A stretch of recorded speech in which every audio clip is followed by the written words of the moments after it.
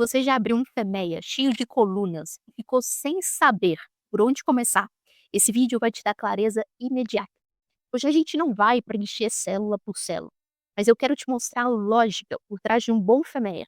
Como navegar dentro da planilha e como interpretar cada parte, sem transformar isso num tutorial chato, ok? Eu vou mostrar a versão do arquivo que eu uso no meu dia a dia e o que você vai poder baixar esse arquivo, o link está na descrição do vídeo. Ele foi construindo seguindo o manual AIAG e VDA, mas adaptado para a realidade de projetos, produtos e processos. Porque a intenção não é criar uma burocracia, né? A ideia é criar clareza. Cada aba, cada coluna, ela existe para te ajudar a pensar. Agora navegando, né, no arquivo, apresentando o arquivo para vocês, vocês podem ver que na aba instruções, nós temos um exemplo, né, alguns exemplos, e instruções mesmo do que significa cada coluna do Femeia, e pelas cores vocês podem ver como as colunas se conectam, ok? Na aba tabela de referência, vocês vão encontrar as tabelas de referência de severidade, ocorrência, eh, detecção, a própria tabela de AP, né, do manual, esse mapa, como se fosse um mapa de calor, determinando aí se a prioridade é alta, média ou baixa, de acordo aí com a severidade, ocorrência e detecção. Nós temos uma aba que chamamos de etapa A, que é revisão, registro das revisões do arquivo. Temos uma aba que se chama escopo Femeia, que é a etapa 1 do Femeia, ou seja, um dos primeiros passos, o primeiro passo do Femeia, onde a gente tem um cabeçalho de identificação do arquivo, e aqui uma área, um espaço para a equipe preencher qual é o plano, ou como está sendo planejado essa gestão de risco. Nós temos uma aba chamada diagrama de processo, que é a etapa B, né, que a gente chama de etapa B, onde a equipe deve aqui descrever qual é o processo, seja um processo produtivo ou seja, no caso, se a gente quer fazer um FAME de um projeto que converter a EAP, por exemplo, em um processo, poderíamos descrever aqui. A outra aba, análise estrutural, é a etapa 2, o passo 2 do FAME, onde nós vamos quebrar esse processo escolhido em elementos, tá? Em vários elementos. Temos a aba análise de função, que faz parte da etapa 3 ou do passo 3. Aqui o objetivo já é descrever a função de cada elemento.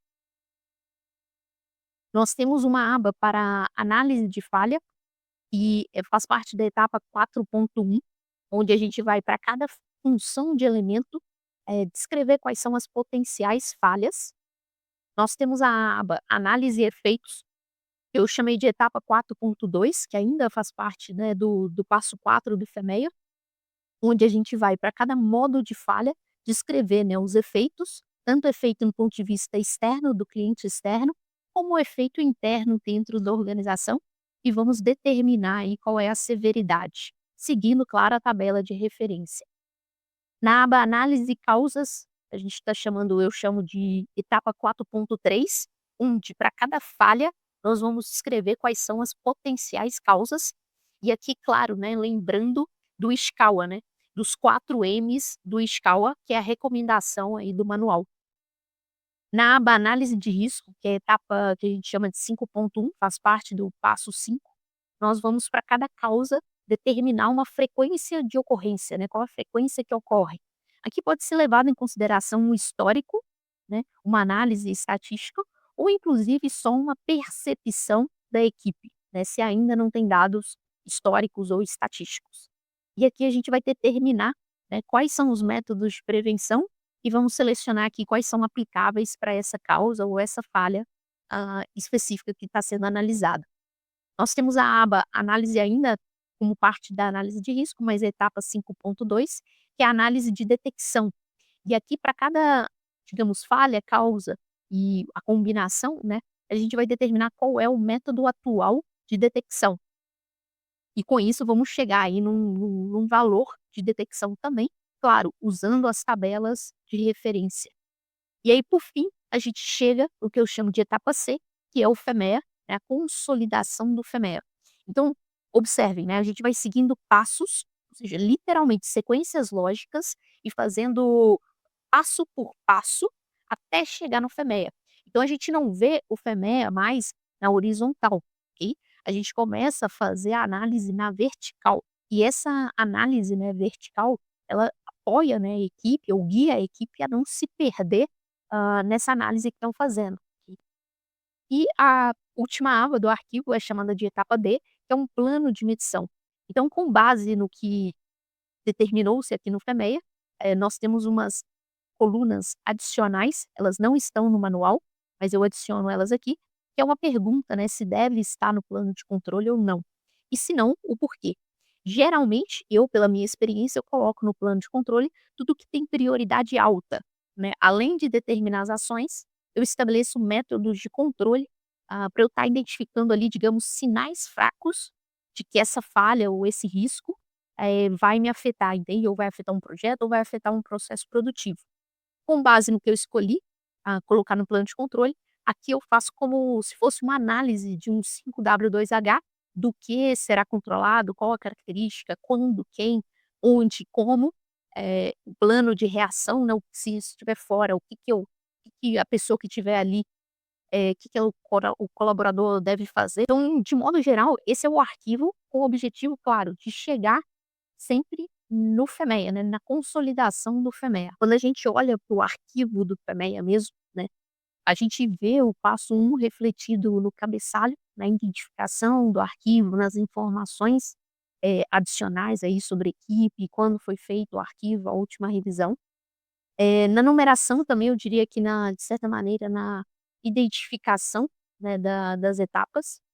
E o passo 2, né, a gente vê ele refletido em 3 colunas: item do processo, etapa do processo e elemento do processo.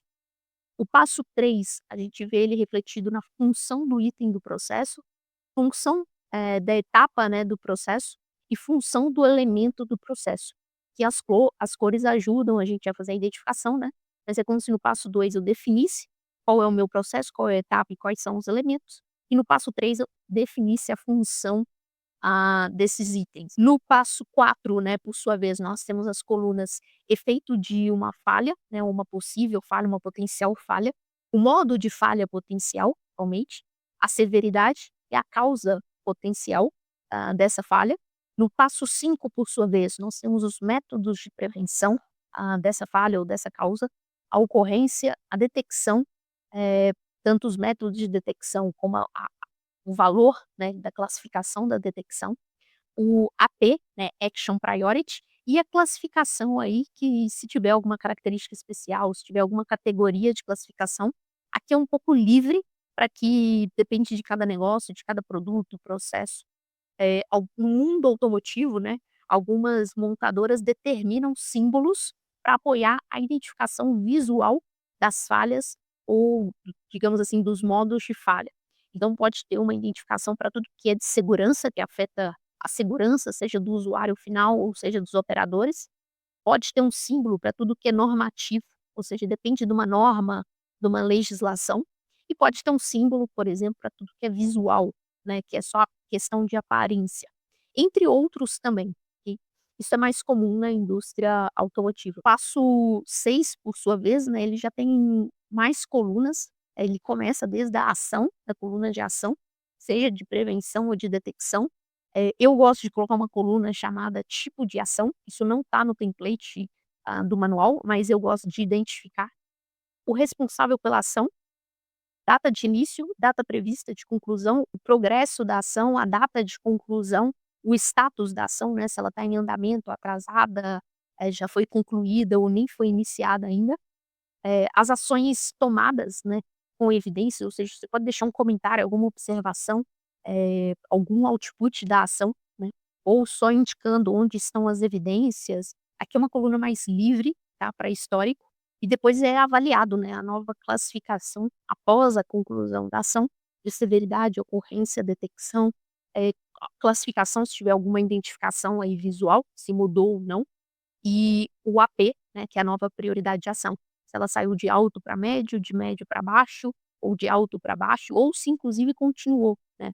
E diminuir um pouco talvez a ocorrência, mas continua ali tendo uma ação com o mesmo nível de prioridade. As colunas, né, que no meu template eu coloco como observações, de modo geral, sobre o risco, sobre essa linha desse risco, né, a coluna de deve estar ou não no plano de controle, para o usuário selecionar e fazer essa análise, e se não, o porquê, né, qual é a justificativa de não colocar isso num plano de controle. Essas colunas são adicionais, tá, não estão no template oficial, mas eu gosto para me ajudar a fazer a gestão deste risco, eu gosto de ter essas colunas.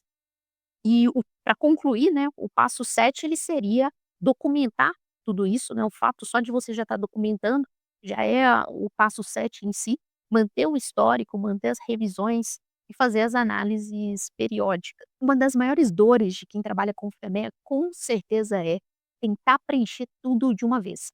Isso incha o FEMEA, confunde a priorização e mata o propósito do método. O segredo é seguir a ordem lógica. Estrutura, função, falha, causa, risco e ação. Agora você já sabe navegar pelo arquivo e entende como cada coluna conversa com os 7 passos. No próximo vídeo, eu vou preencher 3 linhas com você: uma de projeto, uma de produto e uma de processo. E você vai ver como transformar função em falha, falha em causa, causa em risco e risco em ação. É aí que o FEMEA ganha vida. Nos vemos no quinto vídeo dessa série.